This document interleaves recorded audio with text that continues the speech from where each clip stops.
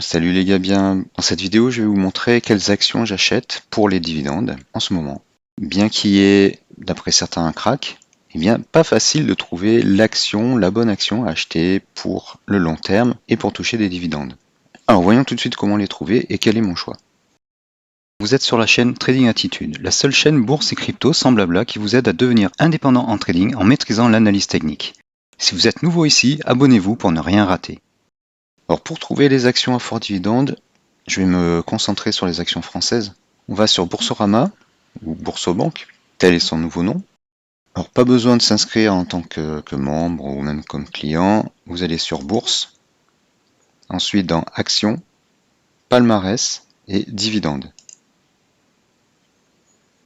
Voilà. Ensuite, vous choisissez Indice CAC All Tradable.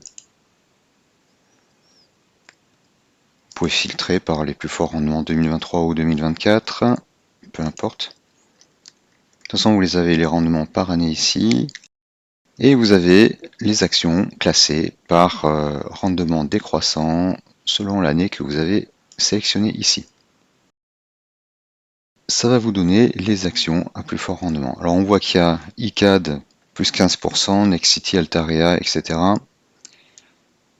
Ce ne sont pas des actions que je vais sélectionner. Pourquoi? Eh bien parce que leur prix baisse constamment et que l'avenir de l'immobilier en France et en Europe n'est pas rose d'après moi. Il y a Stellantis, fabricant de voitures, pareil, l'avenir n'est pas vraiment rose en Europe. Et BNP, Crédit Agricole, ce sont des banques restées à l'écart. Donc je vais vous montrer pourquoi il ne faut pas sélectionner certaines de ces valeurs. On va passer à TradingView. Voilà, donc ICAD, eh bien, sur ces dernières années, depuis 2020, avec l'inflation, la hausse des taux d'intérêt, eh bien, les cours s'effondrent. Donc si vous achetez pour un rendement de 15% mais que vous perdez 53%, ça vaut pas du tout le coup. Alors, idem pour Clépierre.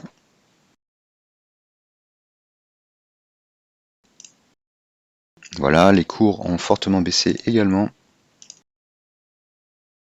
Et une action qui perd 52% et jusqu'à 75% depuis quelques années, pour les dividendes, c'est pas bon. C'est le piège du dollar cost averaging. C'est le piège à éviter pour les dividendes. Des actions dont les cours baissent constamment. Et puis, les banques. Alors, les banques, les cours ne baissent pas, ça reste stable, mais il faut faire attention à ce qu'il y a hors bilan et je vous conseille de rester à l'écart des banques. Alors, quelles sont les actions vedettes qu'on peut acheter en France pour les dividendes? Eh bien, il y a AXA. AXA, le problème c'est qu'elle est tout en haut. Elle varie globalement entre 10-12 et 40-30. Et là, elle est plutôt en haut du canal de très long terme. Donc il faut attendre qu'elle baisse. Alors, toutes les actions dont je vais vous parler là maintenant, je les ai déjà en portefeuille. Je ne vais pas les renforcer à ce niveau-là. Si vous n'en avez pas, vous pouvez commencer peut-être une ligne, mais très peu puisqu'on est en haut.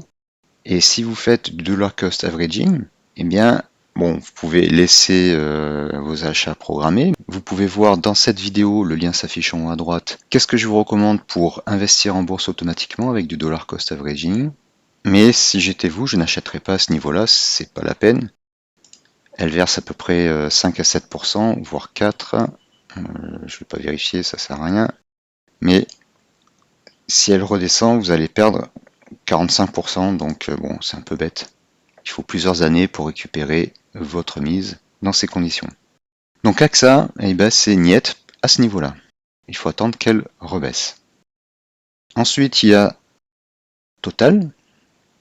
Total, c'est pareil, elle est au plus haut et même quasiment au plus haut historique. Elle a dépassé son plus haut historique. Même si c'est une excellente valeur, eh bien non, ne l'achetez pas à ce niveau-là. Donc Total, c'est réglé. Sanofi ensuite, excellente valeur également. Elle est également à son plus haut. Donc ne l'achetez pas à ce niveau-là. Et aussi TF1. TF1 verse un gros dividende. Mais vous voyez la courbe là, depuis 2000, bon là c'est la bulle internet, elle n'a pas réatteint le quart de ce niveau, mais elle stagne, mais elle a plutôt tendance à baisser. Bon, bien qu'il n'y ait pas de problème, je pense, pour qu'elle enfin, elle va pas baisser beaucoup plus. C'est pas génial, génial. Si vous n'en avez pas, eh bien, vous pouvez entrer, mais bon, vous voyez clairement que ça monte pas des masses par rapport à Sanofi. Revenez un peu en arrière, Sanofi, ça monte sur le long terme. M6, c'est la même chose, hein. C'est la même chose, mais elle pourrait être rachetée. En réalité, j'en ai un petit peu. Mon PRU était supérieur, donc j'en ai un peu racheté. Mais bon, je suis pas super confiant, même si j'ai pas peur que ça baisse encore plus. C'est pas sûr que dans quelques années elle soit à ce niveau-là. Alors je vais peut-être en oublier, mais on a Vinci. Vinci est haussière, mais je la trouve à un niveau assez élevé, bien que pas forcément au plus haut. Donc vous pouvez peut-être initier une ligne, mais je la trouve un peu haut. Je ne vais pas me renforcer dessus. Alors il reste quoi? Eh bien, ce que j'ai renforcé, c'est Bouygues.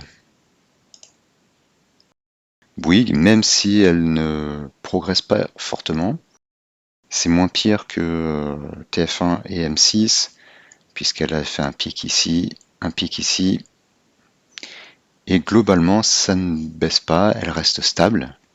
Parfois on se fait peur, comme ici par exemple, mais eh bien elle m'a convaincu grâce à son rebond récent. J'avais déjà renforcé dans ces creux, et là j'ai renforcé, même si elle est en haut de ce canal. Là il y a un canal baissier, ou un triangle, ça dépend comment on voit ça. Donc elle était plutôt en haut, mais je l'ai renforcée quand même, parce qu'il fallait bien que je renforce quelque chose. Donc en ce moment, eh bien moi je suis sur Bouygues, alors ça aurait été mieux qu'elle soit par là. Mais voilà, c'est pour moi un bon compromis entre les actions qui baissent tout le temps, celles qui sont au plus haut, tout en versant un dividende assez intéressant. Voilà, donc c'est la seule action que j'ai renforcée pour le long terme et pour les dividendes. Bien sûr, il y en a plein d'autres comme LVMH, Schneider Electric, etc., qui sont en baisse. Et j'attends de voir un indice de retournement. Allez voir ma vidéo sur LVMH pour voir quels sont ces indices. Le lien s'affiche en haut à droite. Pour l'instant, j'attends un signal de retournement. Et là, ça sera les courses parce qu'il y a plein d'actions qui sont dans ce cas-là. Voilà, donc j'espère que cette vidéo vous aura éclairé. Merci de l'avoir suivi et à bientôt.